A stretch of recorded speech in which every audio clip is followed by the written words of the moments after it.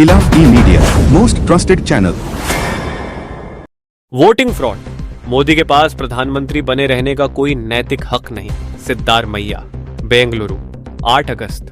मुख्यमंत्री सिद्धारमैया ने कहा कि लोकसभा चुनाव में गड़बड़ी होने के बाद नरेंद्र मोदी को पद पर बने रहने का हक नहीं है, उन्हें तुरंत इस्तीफा देना चाहिए। फ्रीडम पार्क में राहुल गांधी की अगुवाई में हुए विरोध प्रदर्शन में बोलते हुए उन्होंने चुनाव आयोग को बीजेपी का ब्रांच ऑफिस बताया और कहा कि महादेवपुरा समेत कई सीटों पर धांधली करके कांग्रेस को नुकसान पहुंचाया गया।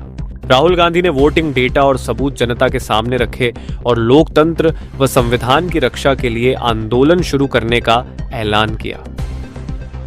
मुझसे इलेक्शन कमीशन एफिडेविट मांगता है, ನನ್ನತ್ರಿಂದ ಇವತ್ತು ಚುನಾವಣೆ ಆಯೋಗ ಪ್ರಮಾಣ ಪತ್ರ ಕೇಳ್ತಾ ಇದ್ದಾರೆ। मुझसे कहता है कि मुझे ओथ लेना है।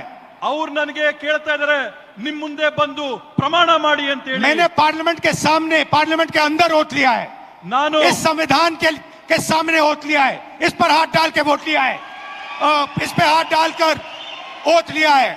ನಾನು ಸಂಸತ್ ಭವನದಲ್ಲಿ ಪ್ರತಿಜ್ಞೆ ಮಾಡಿದ್ದೀನಿ, ಸಂಸತ್ನಲ್ಲಿ ಪ್ರತಿಜ್ಞೆ ಮಾಡಿದ್ದೀನಿ, ಈ ಸಂವಿಧಾನದ ಮೇಲೆ ನಾನು ಪ್ರತಿಜ್ಞೆ ಮಾಡಿದ್ದೀನಿ, ನಾನು ನುಡಿಯಂತದ್ದೆಲ್ಲ ಸತ್ಯ ಅಂತ ಪ್ರತಿಜ್ಞೆ ಮಾಡಿದ್ದೇನೆ। और आज जब हिंदुस्तान की जनता हमारे डेटा को लेकर इलेक्शन कमीशन के वेबसाइट पर सवाल पूछ रही है, तो इलेक्शन कमीशन ने अपना वेबसाइट बंद कर दिया।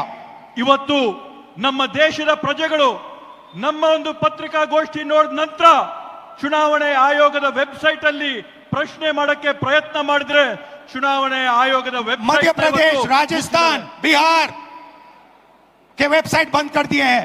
ಇವತ್ತು ಬೇರೆ ಬೇರೆ ರಾಜ್ಯಗಳ ವೆಬ್ಸೈಟ್, ಚುನಾವಣೆ ವೆಬ್ಸೈಟ್, ಬಿಹಾರದ ಚುನಾವಣೆ ವೆಬ್ಸೈಟ್ ನ ಇವತ್ತು ಬಂದ್ ಮಾಡಿದ್ದಾರೆ। क्योंकि वो जानते हैं कि अगर हिंदुस्तान की जनता ने इसी डेटा को लेकर सवाल पूछना शुरू कर दिया तो उनका पूरा ढांचा कोलैप्स कर जाएगा। ಯಾಕಂತಂದ್ರೆ ಅವ್ರಿಗೆ ಮನವರಿಕೆ ಆಗಿದೆ, ಭಾರತ ದೇಶದ ಪ್ರಜೆಗಳು ಈ ಒಂದು ವಿಷಯನ ಕೇಳಿಕೊಂಡು ಪ್ರಶ್ನೆ ಮಾಡಕ್ಕೆ ಪ್ರಾರಂಭ ಮಾಡಿದ್ರೆ ಅವರ ಒಂದು ನಾಟಕ ಏನ್ ನಡೀತಾ ಇದೆ ಆ ನಾಟಕ ಮುಗಿದೋಗುತ್ತೆ ಅಂತ ಭಯ ಇವತ್ತು ಅವ್ರಿಗೆ ಬಂದಿದೆ।